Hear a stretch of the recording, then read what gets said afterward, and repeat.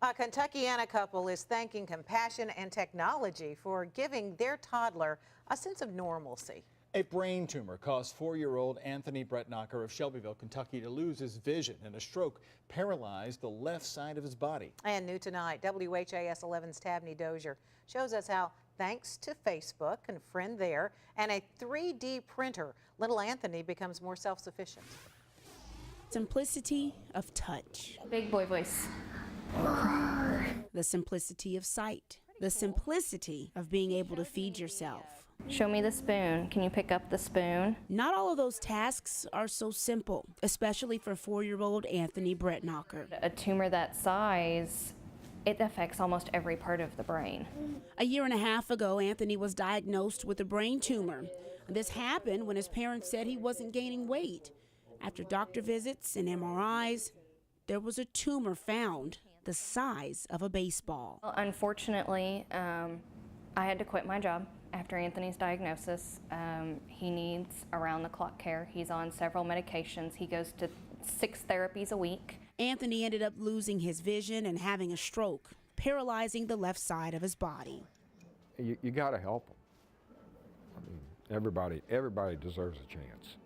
In comes Wayne Whitworth. But why are we sitting in a UPS store talking about precious Anthony? Well, it's because this story tells the tale of technology,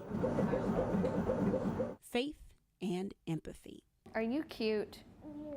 In May, Anthony's mother, Sierra, started looking for a specific spoon after a therapy visit. But we tried it one day, and he just took to it.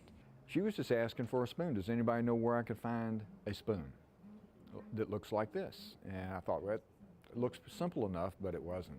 Whitworth saw the Facebook post, shared it, searched, investigated, until a coworker gave him the idea of making one with a 3D printer. That's how Whitworth met Debbie Adams. Didn't really tell me a whole lot other than he had this challenging project, and I was new to 3D printing, and he had a tall order, and I was like, oh my goodness. It just started out as a spoon, and I had no idea it was going to go this far. But it did, because what seems like such a small request is a giant leap towards independence for little Anthony. Hold one, and you show me where it goes. We had to figure out how to put an insert in there so that he could actually put it in and not bite down and pull it out. So yes, we had challenges.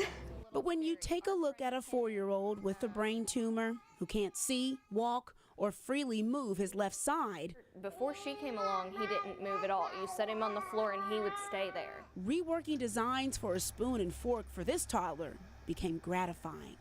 They've given me more than I've given them, by far. I feel like this is one of the most special things I've ever done.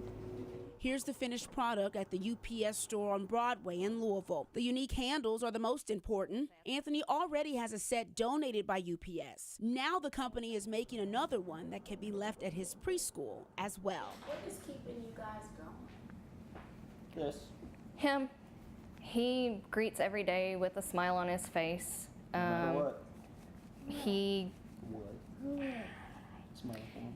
He's such a trooper. Think about any simplicities that you do. So many go without thought.